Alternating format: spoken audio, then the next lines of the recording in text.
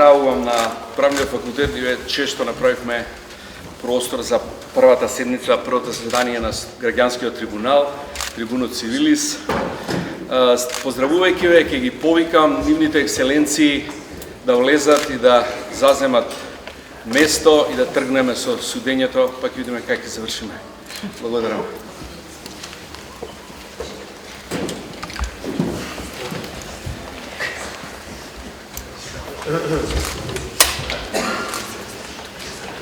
Трибунус Цивилис. Трибунус Цивилис имено го формиравме затоа што особено изминативе години правото и правдата, за жал, во нашето општество постојано се убиваат. Светските искуства покажуваат дека граѓаните ги основаат овие судови секогаш кога некое општество се наоѓа во голема вредносна, во голема политичка, правна и морална криза. Тоест, тие се создаваат во специфични и исклучителни околности. Во такви околности, многу контроверзни прашања кои што ги засегаат животите на буквално сите од нас и кои што стануваат теми на денот, немаат ниту правна, ниту пак институционална развршница. Од тука, овој символички суд има за цел, токму на символичен начин, да го пополни тој правен, но и морален вакуум во кој западнало нашето општество и да процесуира макар еден случај во кој што правдата во име на граѓаните и за граѓаните се остварува токму на символичен начин. Правдата е совест, и тоа не лична совест, туку совест на човештвото. Оние кои што јасно го препознаваат гласот на нивната собствена совест, вообичаено го препознаваат и самиот глас на правдата. Тоа го рекол, дозволете да се присетиме на зборовите на големиот советски дисидент и писател Александар Солженицин. Повелете судија Ирена Стефовска, професор доктор Институт за национална историја. Е замислен да биде сведок на совеста и етички субјект, морален коректив во време кога неправото и неправдата господарат во нашето општество. Ние, неговите членови, сме убедени дека јавноста, граѓаните, заслужуваат да ја знаат вистината. Токму во откривањето и понудувањето на вистината, родена од непристрасно и бескомпромисно судење и постапка, го гледаме и нашиот придонес како луѓе, граѓани и интелектуалци кои во улога на обвинители, судии и сведоци ќе го документираат времето во кое живееме. Можеби некој ќе се запраша дали имаме потребен капацитет за една ваква задача. Всушност, задачата е едновремено и исклучително лесна и исклучително тешка. Зошто?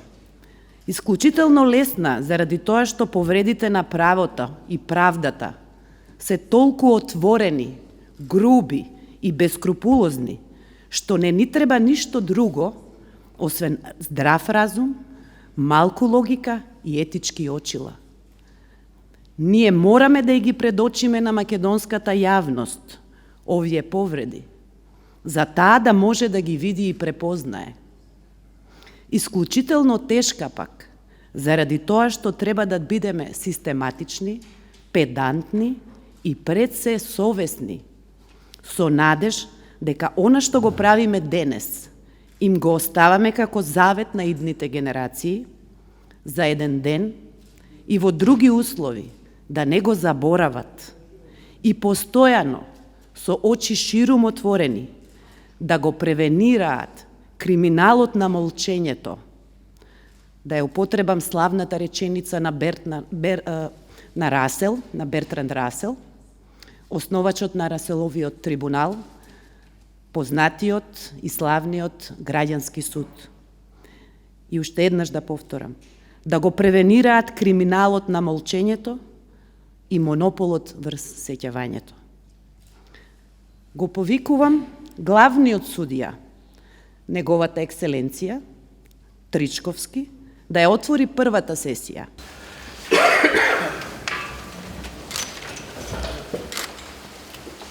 Добре, сите. По ова ќе се пристапи кон изведување на докази. Потоа обвинителот и одбраната ќе ги дадат своите завршни зборови. На крајот судот ќе се повлече и ќе донесе пресуда. Судот, да нагласам, претходно имаше подготвителна сесија на која утврди дека се исполнети сите услови да формира случај и да го организира ова јавно судење. Сега му давам збор на обвинителот да го изложи својот случај на обвинение. Повелете. Од разговорите водени за случајот Мартин Нешковски помеѓу високи државни функционери се потврдија сите сомнежи за нивното знаење и инволвираност во овој случај. Имено, веќе во текот на 6.6.2011 година, поранешниот портпарол на Министерството за внатрешни работи, Иво Котевски, сега обвинет, ја известува поранешната министерка за внатрешни работи Гордана Јанкуловска, сега обвинета, дека има пријава за убиство на дете од страна на Алфите. Двајцата заклучуваат дека во текот на денот не можат ништо да сторат за тоа, затоа што според министерката денот е победнички. Во еден од телефонските разговори се вклучува шефот на кабинетот на премиерот Мартин Протугер, сега обвинет, кој бара насоки од Јанкуловска за тоа како да се одговори во јавноста за случајот. Таа го известува дека тие веќе одговориле, дека немало такво нешто, од обдукцијата произлегло дека нема траги од насилство и никој не пријавил таков случај. Според Јанкуловска, Мартин најверојатно бил наркоман. Во друг разговор, сега обвинетиот Иво Котевски и Велина Јанкуловска, реално сме узад зид. Тие разговараат дека од обдукцијата произликувало дека се работи за насилна смрт и дека е можно да е сторено од наживе. Според понов разговор помеѓу Јанкуловска и Протугер, Јанкуловска наведува дека доколку тоа не го сторил полицаец, сигурно е некој од нивните, надоврзувајќи се на разговор за Дејан Митровски Урко, поранешен шеф на обезбедувањето на премиерот Груевски, сега обвинет. Во друг разговор, Сашо Мијалков, поранешниот директор на Управата за безбедност и контраразузнавање, исто така обвинет, и кажува на Јанкуловска да соопшти дека случајот е расчистен, дека кривичното дело го извршил полицаец. На тоа Јанкуловска вели: па добро, сега се случуваат и такви работи. Мијалков известува дека Спасов бил на должност по усна наредба. Јанкуловска одговара: супер ова што се расчисти, пошто ќе можеме да тераме други работи. Во разговор меѓу Јанкуловска и Протугер таа му кажува дека усната наредба била од Урко, кој наредбата не смел да ја издаде затоа што не бил старешина во единицата во која работел Спасов. Таа се нервирала, зашто, цитирам, убиство не можеш да сокриеш. Според неа, полициските службеници требале да го пријават случајот како белја, па потоа ќе се барало начин како да се вадат. Јанкуловска е нервозна, зошто толку изгубиле со овој случај, но вели: уште еден јак ќе спукаме и е жал поради тоа што апсењето на Љубе Бошковски поминало во втор план. Во друг разговор меѓу Протугер и Јанкуловска, министерката вели дека Урко и неговиот тим 2 дена не кажувале ништо, затоа што чекале да видат што да направат. Според Протугер, да кажале веднаш, тие нешто ќе направеле, ќе го изваделе некако случајот. Според она што Урко му го кажал на Протугер, тој веднаш го известил премиерот за овие случувања. Во друг разговор, Котевски открива дека на Игор му било кажано да изјави дека самиот се пријавил во полиција, како што Министерството за внатрешни работи ја информираше јавноста. Но тој подоцна се предомисли и кажа дека тоа не е точно. Според Котевски, тоа што тој наводно сам се пријавил било план на неколку луѓе од врвот на Министерството за внатрешни работи и Управата за безбедност и контраразузнавање, според кој најдобро би било да каже дека се пријавил, откако вечерта видел на медиумите дека Мартин рикнал, пошто му проработала совест. И самите Јанкуловска и Котевски ја критикуваат таа сторија затоа што се свесни дека и да било така, Спасов морал да остане на местото на настанот и да пружи медицинска помош. Котевски признава дека многу потценувачки влегле во случајот и дека мора некако да се извадат. За време на разговорот, Котевски и Јанкуловска дискутираат и за сторијата која се обиде да ја пласира ТВ Сител, за тоа дека наводно Мартин крадел пијалаци од шанк, па затоа бил бркан и тепан. Двајцата заклучуваат дека таквата сторија е бламирање, глупаво и идиотски. Во друг разговор помеѓу нив тие разговараат и за советите на помошник министерката, Анета Станчевска, која го предводи секторот за внатрешна контрола и која предложила за Спасов да се каже дека не бил на службена должност, за да се заштити Министерството за внатрешни работи. Во разговор со премиерот Груевски, сега обвинет, министерката Јанкуловска кажува дека устните наредби не можат да важат за специјалци и дека Урко ја претерал. Премиерот ја подготвува министерката за изјава во која таа треба да каже дека Спасов не е дел од обезбедувањето на премиерот и дека не бил службено ангажиран.